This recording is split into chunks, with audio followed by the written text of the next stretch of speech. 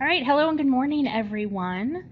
Welcome to the webinar, Bring NASA to Your Library with STEM Programming. My name is Courtney Brown, and I'm the Southeast Regional Coordinator from the Indiana State Library's Professional Development Office. I'll be the host and question moderator today. Our presenters this afternoon are Ryan Curto from the Bedford Public Library and Allison McLean from the Elkhart Public Library. I'd like to start off the webinar with a few announcements.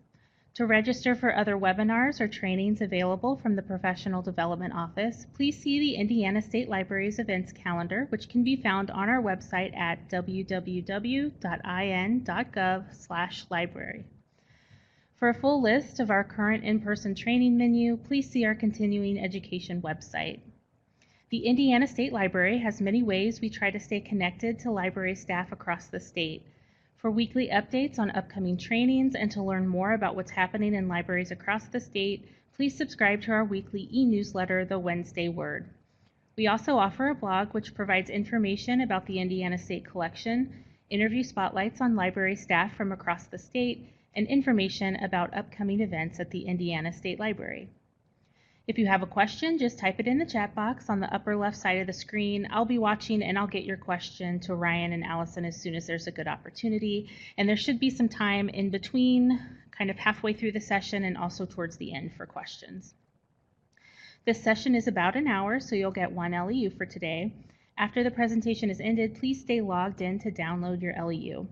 If you're watching an archived recording of this webinar, instructions on how to obtain your LEU are in the video's description on YouTube. If at any point during the webinar you experience any sound issues, please see the sound issues box just below the chat box on the left side of the screen. If there's a global sound issue, we will announce it in the chat box. If you're unable to resolve the sound issues you're experiencing, we are recording this meeting and you can watch it online after the meeting has ended. So again, if there's a global sound issue, we will make an announcement in the chat pod. So without further ado, I'm going to turn it over to Ryan. Hello.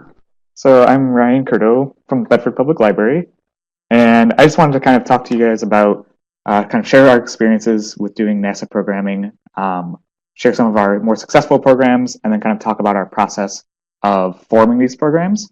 Because when we first started doing these programs, I didn't really consider myself as a subject matter expert, where I would be that person in the room where people would ask questions. And so I just wanted to share some resources so that you can feel confident to put on programs for all of your target audiences. So it's really hard to talk about recent space events in history without talking about the Great American Solar Eclipse that was 2 years ago. And I'm sure you guys all remember the fond questions of people calling in asking to get glasses every hour or every minute. And this was kind of a blessing in disguise, I think, because a lot of the publicity was done for us. We didn't have to advertise this event. The media took care of that for us. But that doesn't always happen with all of the space events that are going on, or any of the NASA programming that we want to provide for people. So to help with that, maybe if you're a little unsure of where to get started with finding events, NASA has their own calendar. So it's up there at the top, just nasa.gov/calendar, and this shows present events, future events that they're planning, and even past events. So if you're unsure of where to get started with a program, this is a great place for kind of ideas. So if I'm looking towards the summer for programs, up here in June 10th, we can see that in 2003, the rover Spirit was launched towards Mars. I might be thinking, yeah, I could do a design a rover program. But maybe, I don't know much about Spirit. I don't know any of the details of the mission about that or even good rover designs. So NASA helps us out with that. If you just click on that, if you click on the event, it will actually open up to a whole page with resources about the overview of the mission, images, videos, extra media resources, and even some activities if they have some planned. So it's a great resource to just kind of utilize if you're having trouble thinking of an idea. Now, I mentioned the solar eclipse had that great publicity around it. something like the Spirit rover launching may not get the same media response. So how can you kind of build the hype around that? You might have to make your own.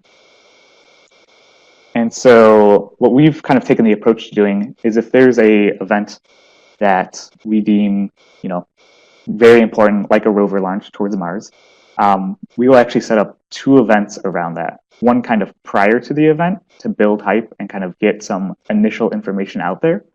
And then the actual program itself to kind of climax at that hype. So for the eclipse, we did a pre-eclipse party. This happened about a week prior. And you can see some of the stations we had set up there for all ages. We had a book reading station all about sun and the moon and what an eclipse is. We had local teachers come in with some activities planned for the kids as well. So you want to think about maybe some community presenters that you can utilize. You don't have to do all the planning yourself. There's local astronomy guild groups, not guilds, I guess, that are more than happy to assist as well, we found. And this pre-party, we were actually lucky enough to work with the city. They had done a new kind of renovation of a train depot, and they wanted to show that off as well. So we partnered with them, and we were able to get some great publicity for ourselves at this new location, and they were as well. So you kind of want to think outside the box with maybe some presenters, some locations that maybe you haven't thought of before. That's kind of the theme of all of these programs, is thinking outside the box.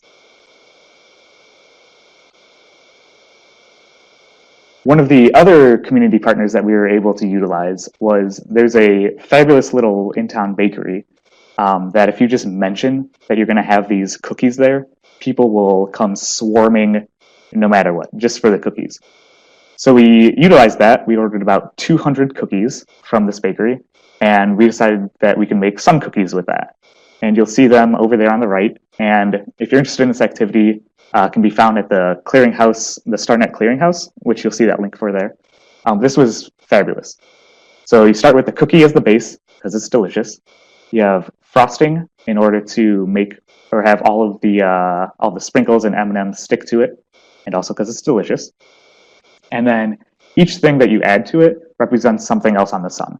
So all of the instructions talked about how to add these materials and what they represent. So you have sprinkles representing the sun granulars, the M&Ms being sunspots, and licorice being solar promises like solar flares. Kids love this activity. Families loved it. This room, you can see there in the bottom left, was packed about 100% of the time. And it was a little exhausting for the person running the station, they will admit, but everyone absolutely loved it. And it's nice and yummy. If you don't have cookies to bribe people to your events, I'm sure everyone here knows that people love free things. So you want to be thinking about free library swag that you can give away, pens, stress balls, hand sanitizer, even Band-Aids. People go crazy for free things. So you can utilize that. You can draw them in with that. You can use that as well to get feedback on surveys, just kind of gauge people's response for what they think about your program and what things can be improved or just be changed. Raffles as well. If you just have a few items of some nice swag, you can do some raffles for that. People love doing raffles as well. You can also get a little bit creative with that. So you can see kind of hovering there in the back, we paper mache'd a moon for our raffle entrance, just to kind of keep it in the theme. So don't be afraid to get a little creative. And then the location. So I mentioned that we were able to partner with the city for our pre-eclipse party with the new train depot that they had just unveiled to kind of get that publicity going both ways. But you can do that with tons of places. You can do that in parks. For our actual eclipse viewing, we just used our parking lot. We shut that down, had stations set up all around. Common areas, schools. Don't be afraid to just kind of reach out and see who else you can partner with. I also want to mention that a lot of activities out there for representing space in the size of planets. There's a really great one on the StarNet Clearinghouse as well that models the distance between planets. There's a lot of empty space in space. So that activity actually takes up a ton of space. So if it's nice outside, you can set up all of the examples outside, and it's get a good walk in as well. So I wanted to kind of talk about the more successful programs that we've had now. Before it was kind of just the logistics, thinking about how to plan for it, where to get resources for it. These are some of the specific programs we did. So what better place than an eclipse event to talk about ultraviolet? And so we ordered thousands of these ultraviolet beads that just are a little bit clear under normal light, but as soon as the ultraviolet light hits it, it'll turn to a certain color. Kids love these, they think they're magical, and they're just completely fascinated by them. So these are two activities that we did. On the left there, you'll see just some normal bracelets. Just use elastic cord, some normal beads, mix in the UV beads. Kids absolutely love those. On the right there, this one is generally for older kids, I'd say like 3rd grade and up, without assistance. But what they do is you make little aliens or people out of chenille stems, and you slot UV beads over their arms, their neck, and their torso. And then the kids are challenged with creating protective clothing for them out of paper, out of foil, out of cloth, whatever things you may have around, just to see how protective those items actually are against the UV radiation from the sun. And you can kind of talk about the importance of sunscreen. You can even slather some sunscreen on those beads and see how that affects it as well. If you've still got some of those eclipse viewing glasses, that's another great example for that as well, kind of showcasing how much of that it actually does block out. And of course, those were from the StarNet Clearinghouse as well. It's a great resource. You'll see a lot of the things I do are from there. One of the other programs, I think this was one of the first ones we actually did, was a program all about craters. And the main event for this was we had several foil tins set up with just flour, and then sprinkles laid on top of that, and then cocoa powder on top of that. And then kids would come in, they would drop objects, rocks, golf balls, tennis balls, anything they could find into those pans from certain heights to see how big of a crater that would make. At which point they would measure the diameter and the depths and the size of the object that they dropped, and from the height that they dropped it, and to see those relations there. Kids really enjoyed that one. It was fun. It wasn't too messy. We did have a tablecloth kind of underneath to kind of help with any flour that would go flying off. But on the other side of the room, we had Chromebooks set up with the Google Earth app. And despite being called the Google Earth app, you can actually go to the moon on it, and you can view the surface of the moon. So we had kids searching for for the biggest crater that they could find. And when you click it, or when you click on the crater, it'll give you the name of the crater, it'll give you the dimensions of it, and kind of a little bit of history behind it as well. Kids just had a blast, kind of making a blast out of the flower, but also trying to outdo the previous kid with finding whatever crater they could. Yeah, you can do that for preschool story times as well. For the UV beads, you don't have to do a sunny day. I believe one of the state library kits comes with a ultraviolet flashlight. Those work really well. Just don't look into them. But those work great. You can order those on Amazon as well. They come in small, just kind of like small flashlight size, or they come in really high-powered, larger sizes if you really want to blast some ultraviolet at those beads.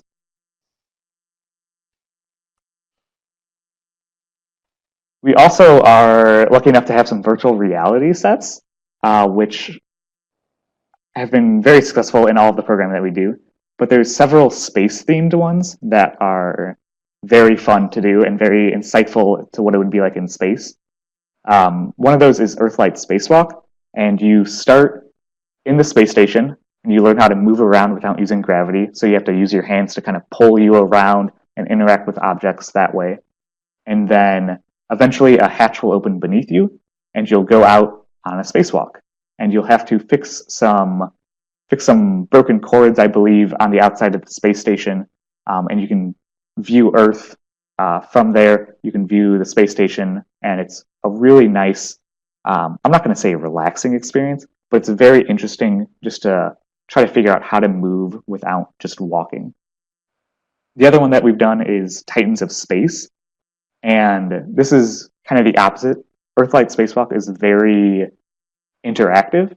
Titans of Space is just a nice sit back, relaxing journey.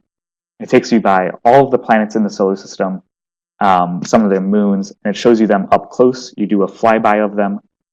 It'll show you information about them. And then what it does after that is it will take you to some of the larger stars around us. And that is very overwhelming with how large those stars are. And if you don't have a full virtual reality set like a Rift or a Vive, the Titans of Space actually works with, it's available on the iOS App Store and the Android Play Store. So if you have any like tablets or even the Google Cardboards, which are I think about $10 or $15, pretty cheap, you just slot your phone right into them. The Titans of Space VR does work with those very well. This is a program that we have coming up. It's called Strange New Planets, also found at the Clearinghouse.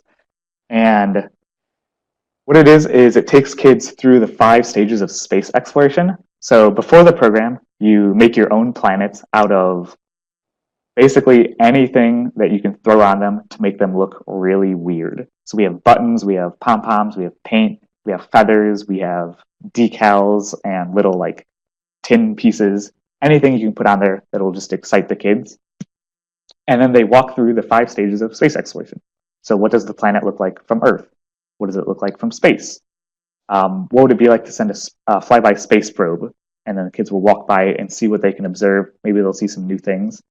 Eventually, they'll send an orbiter to a specific planet that they want to, so they can walk around it and see the sides that they haven't seen yet. And finally, they can land on the planet and they can plop off one of those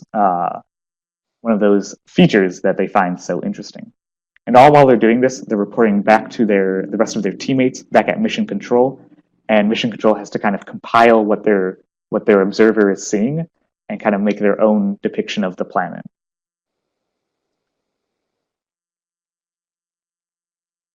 And then finally, the last program that I want to talk about was Light Up Constellation Art. And this program is a little bit unique because it was during a 3-hour summer camp. So we had time to really delve into topics that we wouldn't normally have time to in a single 1-hour program. But the idea for this was, the inspiration for this was that I find constellations to be really abstract with what the actual constellations are meant to represent and the actual alignment of the stars. And so I wanted to come up with an activity for the kids to make their own constellation for something that is meaningful for them in their lives. So to start that off, we did a simple constellation matching game where we had little transparencies with the pictorial representation of the constellations drawn out there. And then we had little slips of paper with the constellation themselves on there. And the kids had to match up which constellations they thought went with which pictures and had to get the orientation right and everything. And this, as you might imagine, unless you're an expert on constellations, is very hard. It's very, very challenging. Even after staring at these and making them for a couple hours, I still had trouble lining up the pictures with the ones that they correctly went to. But the point of this was to show kids how abstract the constellations could be from what they're supposed to represent. At the end of this, we had the kids design their own constellation. We gave them a limit of, I believe, 9 stars that they could use. and they could make whatever was meaningful for them in their lives. Some people did like a baseball bat, a basketball, things from video games like the Fortnite Party Bus, the Triforce from Legend of Zelda, stuff like that. After that, we talked about how to actually view the constellations. So we had the kids cut out and make their own planisphere, and we talked about how to actually use that to view constellations that they would be able to see at night. You can download a specific one at that link right below there, depending on your longitude, I believe. And then to kind of bring it up with new technology, we had the Night Sky app installed on our iPads. And this is a kind of augmented reality app. So as you tilt and move the iPad around, it'll show you the exact stars' locations around you. And you can see where the exact constellations are. You can click on the stars. It'll give you a ton of information about them. And then you can even view where the planets are, where certain satellites are. So we had kids try to find where a constellation would be using the planisphere, and then check to see if they were right using the Night Sky app.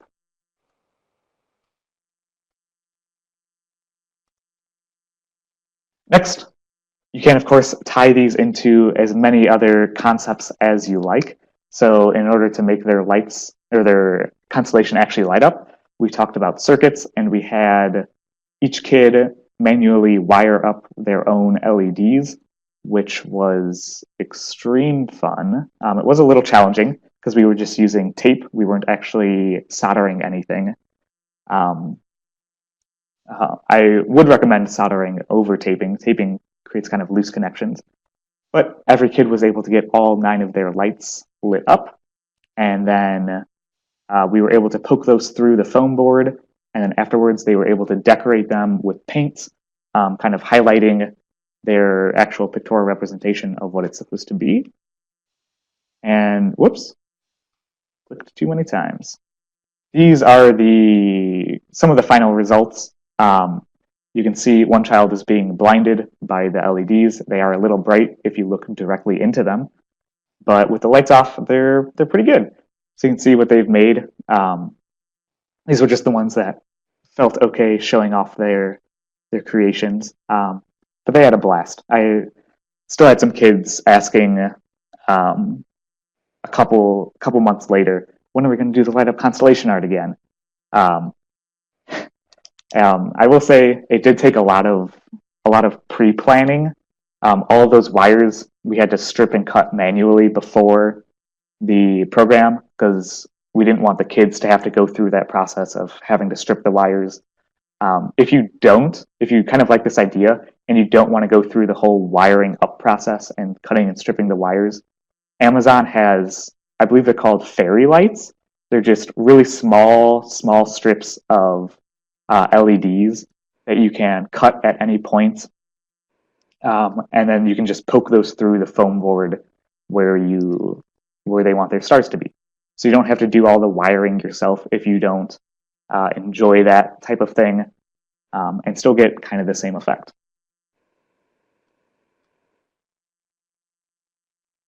So to kind of recap, just lessons learned throughout the 2 years that we've been doing NASA programming. Content, you don't have to be a subject matter expert yourself. There's tons and tons of great resources out there. All of the activities at the StarNet Clearinghouse have resource guides and have kind of quote unquote teacher guides to go along with them of, follow-up questions, how to answer those questions, some other things that might come up. Ton of great resources there. The NASA calendar is great for ideas if you're kind of struggling to come up with your own. But if you are trying to come up with your own, go for it. Just, try to think about what concepts you want to cover and some of the resources you can use for that. Location, you don't just have to do it at the library. You can, of course, think about community partners. You can go outside. You could have family science nights at schools. Tons and tons of different options there, which of course you can do with any program. And then structure of the program. Don't be afraid to build your own hype. If you think something is really important, like there's the recent release of the black hole picture.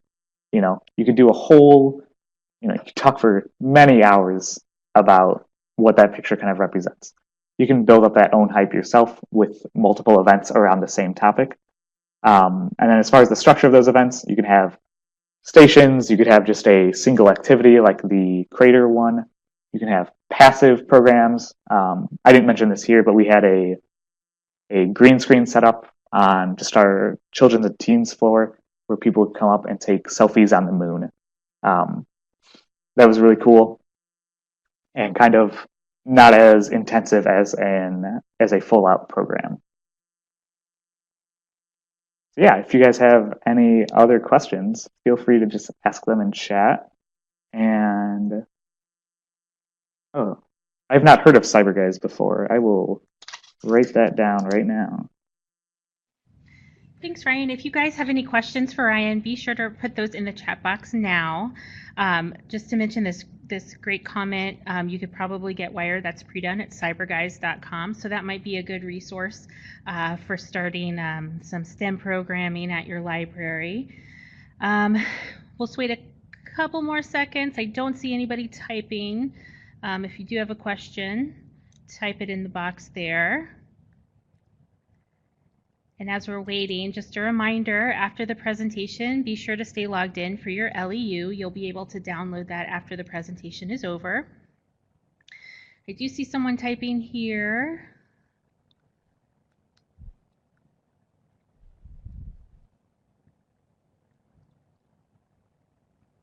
Okay, while she's typing, I am gonna move over to Allison's. Oh, here we have a question. About how much did the light program cost per kid? It was actually relatively cheap. All of the LEDs are pretty inexpensive on Amazon. The wire is also inexpensive. The foam board that we use to make the foam, or to make the actual housing for the art, was cheap. I couldn't give you an exact cost. The most expensive part was just our time getting all of the wires done and making sure that everything worked as intended.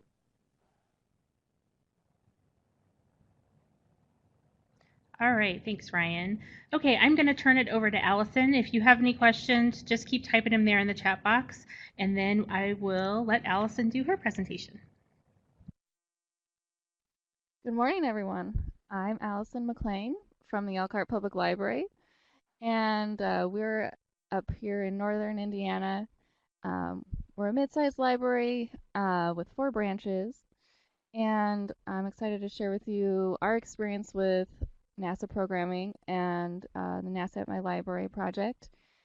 We started this 2 years ago and realized that STEM was going to be vital in our community to prepare the next generation workforce for higher level and technology jobs. And let's see, they now it's 2 years later and 3 kits, 1 eclipse, and 16 programs later. So I have quite a bit to share what we've learned over that whole journey. We tell the joke that we asked NASA if we could have an eclipse every year. We have not been able to replicate the 600 people we had at our eclipse viewing event, but there are things you can do to get your community just as excited. So I hope you can learn from us here. What we've tried and learned over trial and error is that if it looks too much like school, kids in our community at least are not going to be interested. So I was excited to try a lot of in-depth science experiments and really get hands-on with older elementary age school kids. And we found that those programs, the kids who come really, really love them, but they don't get the high attendance numbers we hoped. So the most successful programs have been family events. and centered on something like Ryan mentioned in the NASA calendar, or also the StarNet Library's website has sort of an events page that gives really good ideas for big like national events that you can tie your programs in. And if it's sort of tied into something on people's mind already, we've seen that it got a little more attention. Um, and so that was our biggest struggle as we've tried NASA programming to find our audience. And so we've done both types. We keep doing the smaller hands-on activities, and we also are doing the family and all ages events. And they're both good for different things. Uh, so at a family all ages event, you can really have sort of stations set up all around, and the activities are varied for people's different abilities and age levels, and people are having fun all together. But we've hoped and found it to be true that when they leave, they still have everyone who came still learned something, um, and got excited about science. That was always our main goal. We want to get our community excited about science. And then at the smaller hands-on activities for a targeted age group, we are able to get more in depth with the actual science concepts a little bit more. But all of our activity ideas come from, almost all, from the StarNet clearinghouse, and I will just reassure you that they are very good activities that anyone can do. I'm not a science expert, and I didn't become a librarian because I loved science. So this is a little intimidating to me to start with, but I have found it really, really doable. And the more I've learned, the more excited I have gotten about all this space science. So um, I'll share a little series of programs we did last November, and Ryan mentioned this too, sort of plan a series of events maybe around the same topic, and that's what we did with the Mars Insight mission. And so this happened in November. The NASA team landed the Insight lander, there's an image there of it, on Mars, and it took 6 months for it to get there, and they didn't know if it would land successfully. So we planned 3 or 4 events in the month of November leading up to the day it would land. And then on the landing date, we had a big landing party. So we started out with like a preschool program, and that was just a story time for preschool kids that introduced Mars to them and had just simple science experiments. Then we did the older kids program that had more in-depth science. And one of the activities we actually did at that event called Explore the Red Planet was this one that Ryan showed you with the Strange New Planet. So we had kids sort of discover a new planet and learn about how how NASA explores planets, and tied that in with how they're exploring Mars with the InSight mission. Then on the day of the landing, November 26th, we had a landing party, and if it was unsuccessful, we weren't sure quite what we would do, how we would spin that, but it would be a learning experience for everyone. So thankfully, it was a successful landing, and the live stream of that was really cool to watch. That happened during the school day, and our program was in the evening. So I did, oh, here's a slide. I should have gone forward sooner. I apologize. That's just a little bit about those 2 programs I talked about. Here's the slide about the Mars landing party. So we were able to watch the live stream at our evening program, just a delayed recording of it.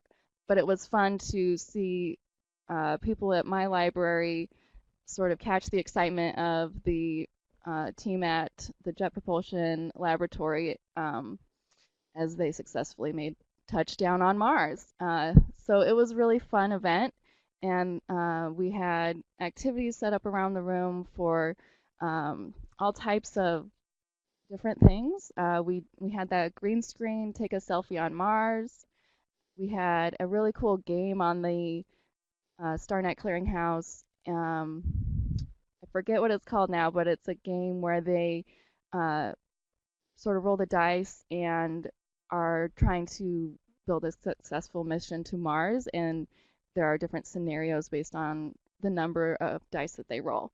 Um, and we had refreshments where we actually made out of Rice Krispie treats a little model of Mars and then rolled it in um, red sprinkles to make it look like Mars on the red planet. And we taught them the science behind that. Why does Mars look red?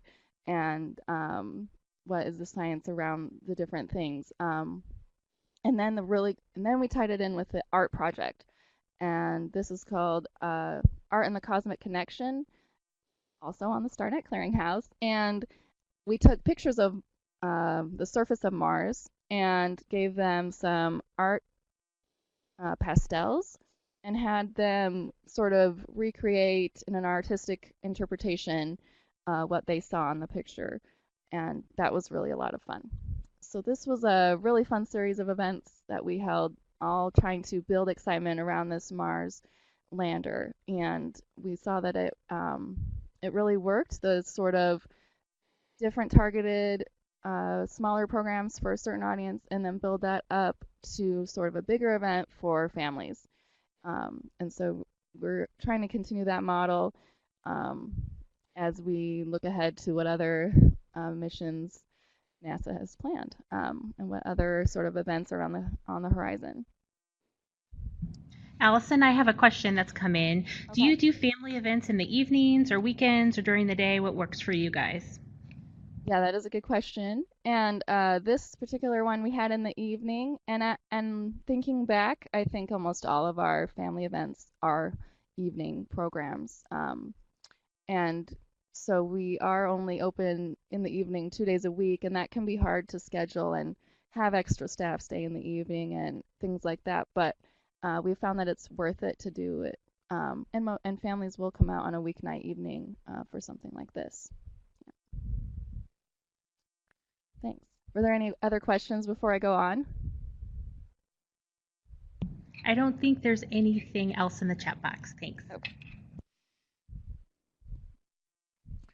So I'll just highlight a few of our other successful programs and some of my favorites. Oh, my image is covering some of my words. I'm sorry. But this is a picture here of our Girls in STEM panel. And so we again tied it into something nationwide, which is Women's History Month. And so women in science is kind of talked about a bit during Women's History Month. And so we invited 4 women from our community who are in a STEM career to come and talk about their journey and what they've learned, and to share that with young girls who might be thinking about going into a science career. And so we tried to find somebody who fit each of the S, T, and E, and M, science, technology, engineering, and math. And so they all had sort of a little bit of a different background. And it was a really rewarding event to hear their stories. We had a Q&A panel, and then they each brought a very short little activity or experiment that they could show the kids. So there was a hands-on portion of that activity as well. Family Moon Night was like another family program that we had in the evening. And this one, we were able to partner with our local science center, and they had somebody who works for them that has been trained by NASA to handle moon rocks. So find your community partners. They might have a wealth that you never knew was there. So they were able to bring moon rocks to our library, and also a NASA flight suit. and it was a really fun. It really made it a successful event, and then we had it right around the time of International Observe the Moon Night, and that is an international day where families, people all around the world are encouraged to sort of record their observations about the moon. And so we gave all the everyone who attended a little notebook to record their own observations, and that was a really fun day. Um, the Search for the Goldilocks Planet is my most recent program, and I had that one with our local homeschooling group. And so I found that sometimes homeschoolers are looking for science to add to their curriculum, and so the library can provide that. The Goldilocks Planet is all about planets and other solar systems outside of our solar system, and finding one that might be able to support life. And so I got really into the science behind this and the research that they're doing because it's really cutting edge and new. It's like the next big thing and trying to find an Earth-like planet. So really sort of demonstrated for me the importance of doing your background research before you jump into a program, just so that you know the science behind it and are able to answer questions. Um, but it can be really fun. I've really loved learning about this kind of stuff that otherwise it's not part of my normal job, but I'm really happy it is part of my job now.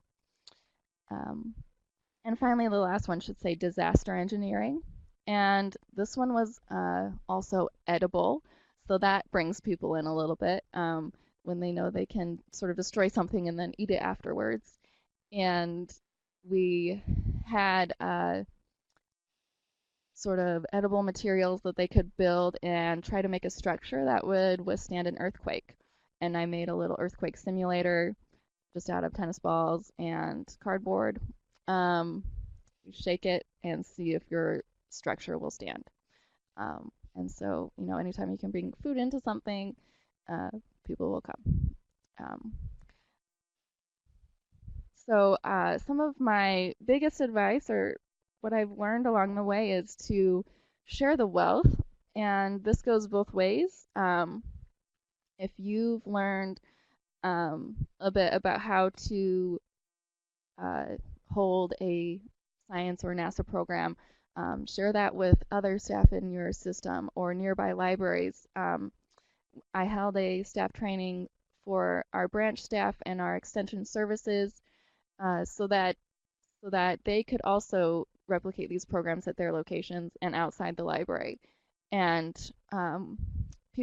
they were nervous about it at first, but I think that having the sort of in-person training is important because once they're able to try these things with hands-on, it really takes away that level of apprehension, and they see that it can be fun and easy and that anyone can do it. And especially with how easy the StarNet clearinghouse activities just sort of go step by step, and they really cover all the things you need to know. And then we are really my whole library system pushing getting outside the walls of the library. So we try to take some of these programs to after school organizations or schools themselves and really try to reach people who might not normally come into the library. And then that can come back to benefit you when you have found a community partner who can then come to your events at the library and share their knowledge and expertise. We have a really great local astronomy club here in our area, and you can find your own local astronomy club through the Night Sky Network. And this is a website organized by NASA.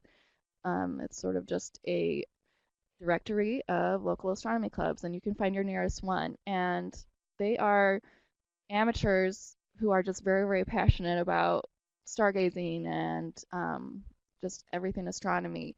And having them come to our programs has made a world of difference because, like in this picture, it shows this is a really fancy high-tech telescope, and they just brought it for everyone at our library to view. And they're just sharing what they know and what they have with the community, and they've been so willing to do that. And then um, just their passion for it is sort of contagious. And when families have seen that these people are so excited about stargazing, it just sort of spreads. And we've been really lucky in that regard. And so reach out to your local astronomy club, see who you can find in your community. Maybe there's not an official club, but maybe there's a university or teachers at your schools. If there's a planetarium or just observatory, um, find someone who is just as excited about space as you are, and they will be willing to share what they know because they're excited, and that's been really rewarding. As it's probably the best thing that's come out of this whole project is just the partnerships that we've built with people in our community and organizations who all have sort of the same goal to bring science to our community. So that was a little bit about what we've learned and what we've done here in Elkhart. And so if you have any questions, I'd be very happy to answer them. Thank you so much, Allison. We had a great comment from Suzanne. I'm looking to tie in a NASA program to Indiana history. We'll probably talk about Purdue and astronauts. I think that's a very cool thing. Oh, yeah. And then we had a question, can you do telescope viewing during the day? Yes, so in the image I just showed, it is during the day, and you must have a filter to view the sun. And the sun is really the only thing you'll see during the day. And so it's really important to sort of make sure you have the right filter for your telescope, and that's where your local astronomy club can help because they had all the equipment and they knew how to do it safely because you can really damage your eyes if you try to look at the sun without a filter. And so that's what they were doing here because it was a daytime event. They brought their telescopes with a sun filter, and they also, during our eclipse viewing event, did the same thing. But we are planning a stargazing event in May, and hopefully it'll get dark before much too late, and we're gonna have telescopes there too. We did learn something. Make sure you talk to your astronomy club before you pick your date. It turns out that the full moon is not the best day to hold a stargazing party. So unfortunately, we couldn't change the date after they told me you might not see a lot. So we'll see what we see in May, but we're really looking forward to at least looking at the moon and what other stars we can see in the sky. So. Very cool. Okay. I'm also just wondering if Allison or Ryan used various parts of the NASA kits from the ISL. What was most helpful or used out of those kits? So I'm assuming it's the kits that came from NASA and you guys got those. Is that correct? Ryan, do you want to go first? Yeah. So let me just reread the question again. So I know the kits that we got from NASA as part of our grant are a little bit different from I think the kits that the state library got, but a lot of it is similar. So the UV flashlight comes from the first kit. We were able to use that for all of the beads that I mentioned. If maybe you do have a cloudy day or something, you can use it for. There's sun paper out there, so some of my other coworkers have done sun prints with that flashlight as well. The other kit from the state library actually has a telescope, and I believe it does have a sun filter for it as well. But feel free to correct me if I'm wrong on that.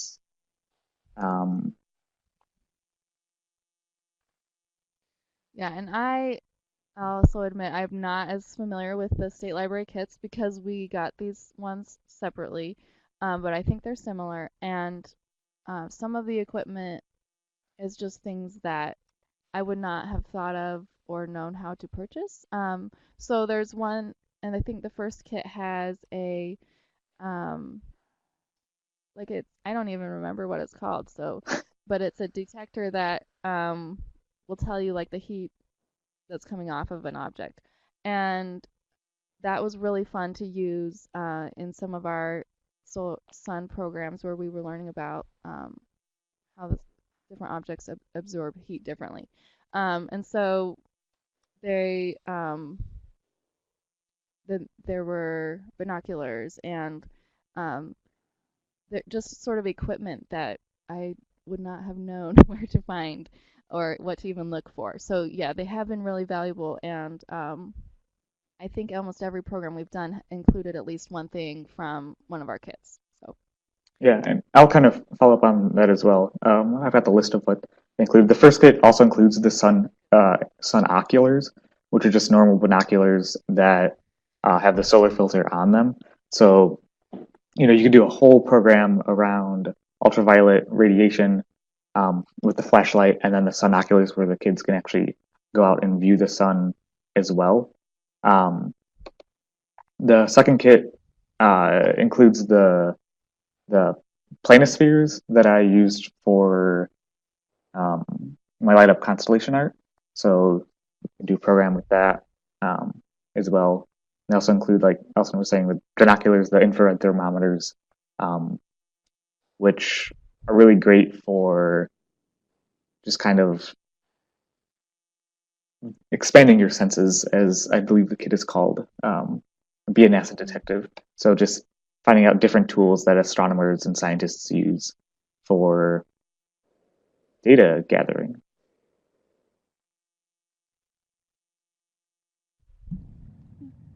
Great. If you guys have any other questions, go ahead and put those in the chat box.